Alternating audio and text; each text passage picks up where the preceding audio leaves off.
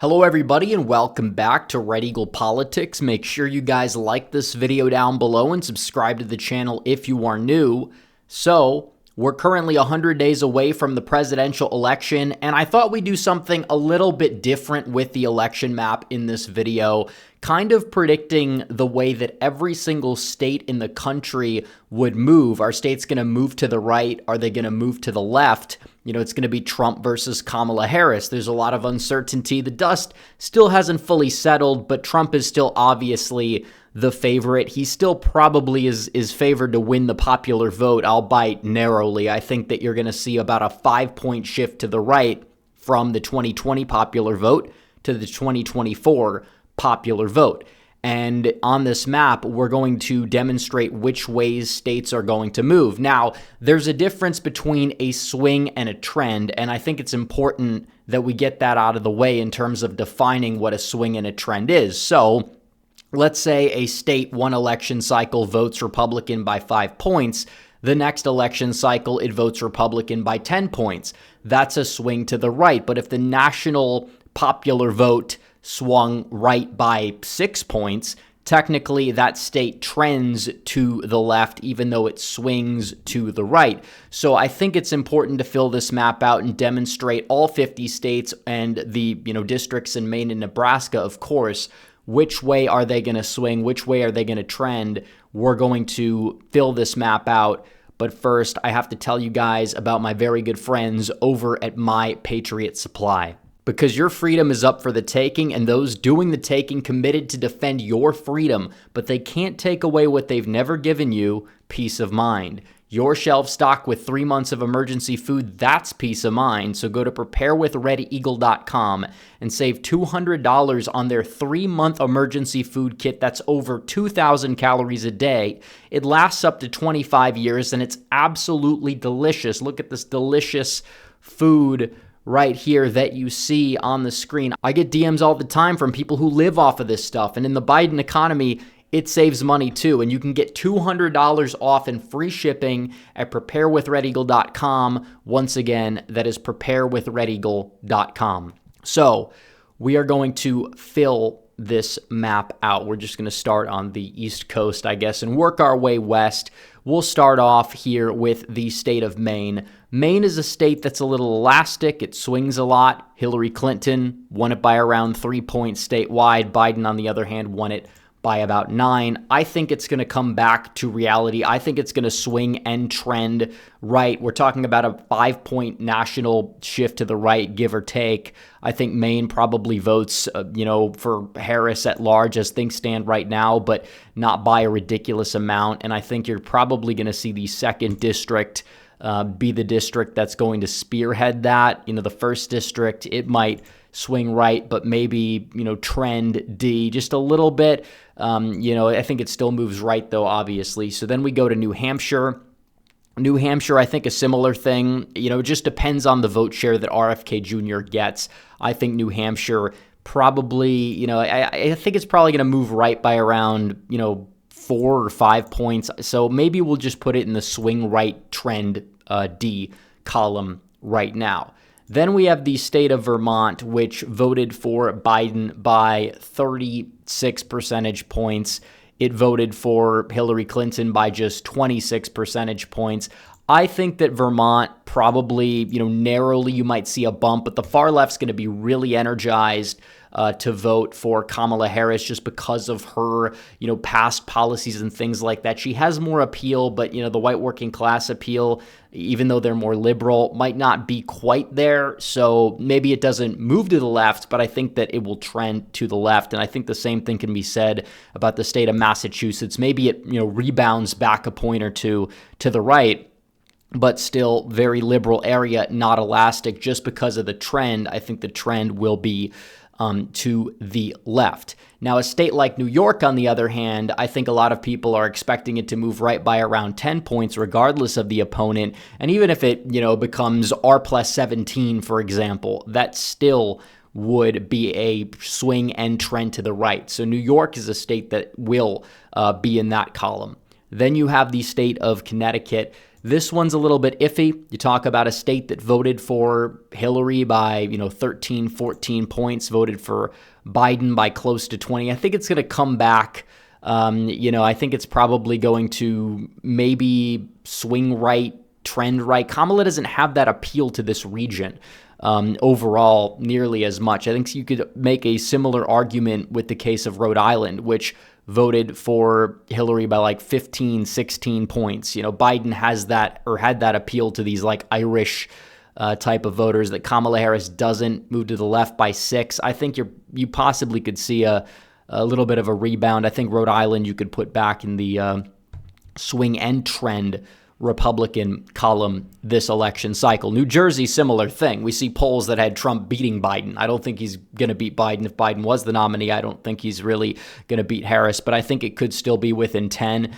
She's not the best fit for the suburbs, and as a result, that'd be enough to put it in the swing and trend Republican column. Delaware is a big one as well, really just because of Biden not being on the ballot. Definitely Delaware was his stronghold, his unique point of strength, and that's definitely going to shift to the right without him on the ballot. Doesn't mean it's going to flip Republican, but it's going to get a lot closer, possibly could be under 10 even. And then you have the state of Maryland.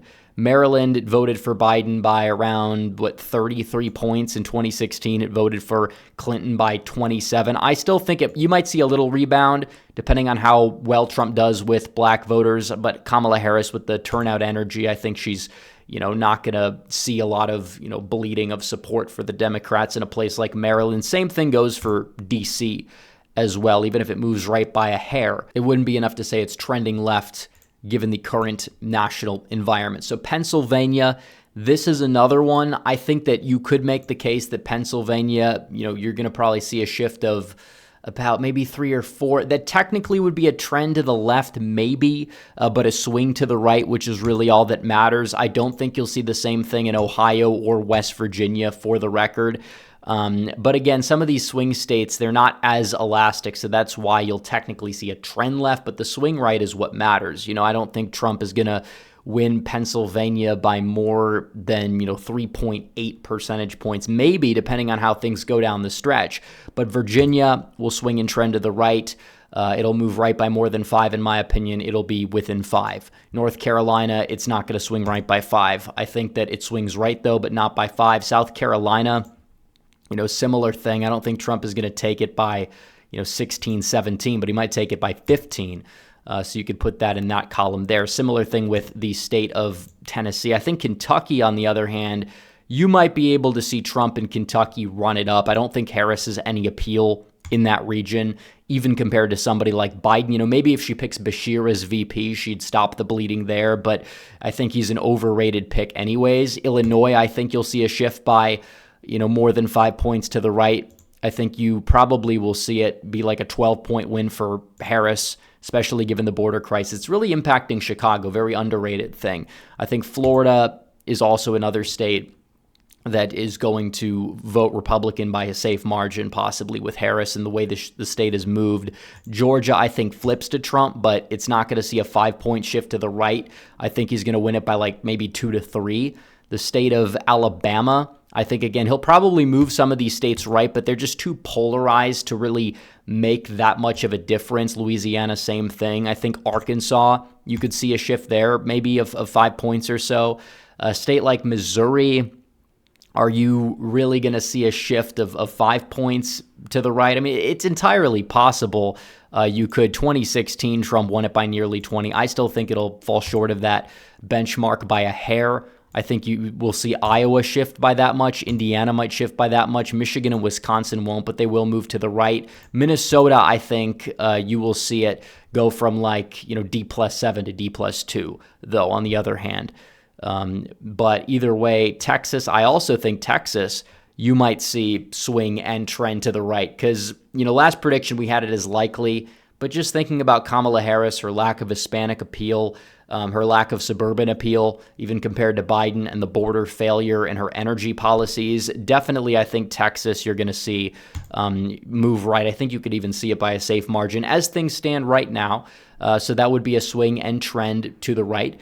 The state of Oklahoma, this is a state that voted for Trump by quite a lot. You look at 2016, it voted for him by like 37, voted for him by 33. I think you could see it vote for him by 38. Again, I wouldn't be surprised. The state of Kansas has moved to the left, but I still think it'll rebound a little bit at the presidential level, not by much. Nebraska's first district, I think, especially given redistricting and just stuff like that and the way it's moved lately, I think you might see it actually move left a little bit. Same thing with Colorado. So it's a swing and trend to the left. I think the third district will swing right, but trend left. I think the second district, you might see enough of a rebound, possibly. If you want to look at the margins of Nebraska's second, it was like a 7-point. I could see it being within 2. Harris doesn't have much appeal there. Overall, the state will swing right, but trend to the left. South Dakota, Trump won it by, what is this, like 26? Could he win it by 30 something? In 2016, he did. I could see South Dakota possibly moving right by more than 5. North Dakota, could you see like a 2016 style margin of victory with Harris at the top of the ticket? It's entirely possible you could, especially as Republicans are very energized. So I'll go from a 36-point win to a 34-point win. Yeah, I could possibly see it getting up there, but as of right now, I'll just keep it under. Montana in 2020. This was a 16.4-point win. I think Trump wins it by close to 20 again, but it's not quite enough to meet that threshold. Wyoming, he'll continue to max out in Wyoming, but I don't think you're going to really see much of a shift to the right in these places because they're just so maxed out. But you look at a state like Utah, for example. Utah voted for Trump by 20, 21 points. That's actually an improvement.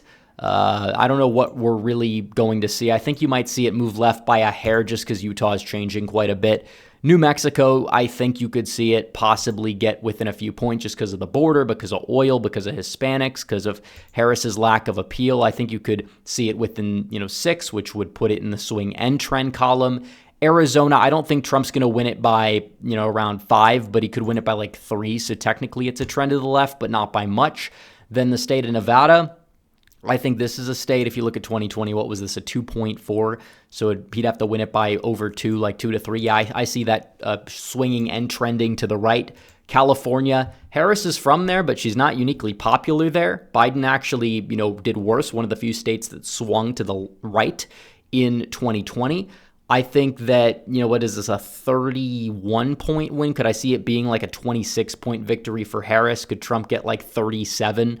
And could Harris get like, 62? Yeah, absolutely. I could see that happening, especially the way California is moving, the way the California GOP is becoming, more competent, I guess you would say.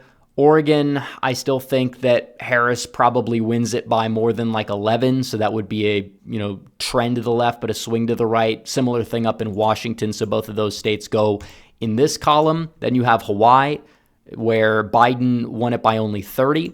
And Donald Trump, he fell short by 32 in 2016. So already another state that swung to the right. Could I see it within 25? Yeah. I think Kamala arguably has more appeal in a place like Hawaii than Biden, but I still think it could be like within 25 given the way some of these demographics have been moving. And then you have the state of Alaska, which again, I think that Donald Trump is probably going to rebound. This is probably going to be one of RFK Jr., if he stays in the race, one of his best states. And probably you could make the case that could even, hurt Harris, just given the fact that a lot of the people that vote third party up there usually take more from the Dems, it seems, on average. I think Trump is possibly going to get like 52, 53% there. I could see Harris get like 38, 39.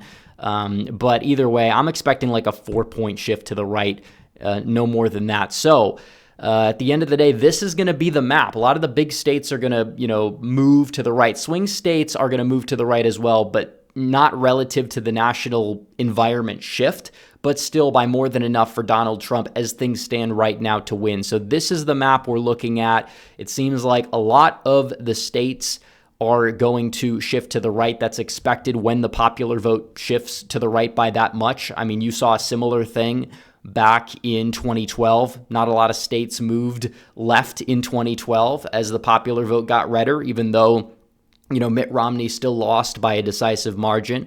And because you're going to see shifts to the right across the board, it makes sense that most states are going to shift right, but some states will technically have this leftward trend because some of these bigger states like New York, California, Florida, Texas, they're probably going to move right more than a state like, Pennsylvania, for example, which is less elastic, more contested, and that's going to kind of, pull the popular vote shift. But it doesn't necessarily mean that it's bad news for Trump in those places regardless. So anyways, guys, make sure you guys like this video down below, comment down below, subscribe to the channel, hit the bell for notifications so you never miss another video. Follow me on social media. The links are all in the description down below, and I will see you guys in the next one. Red Eagle out.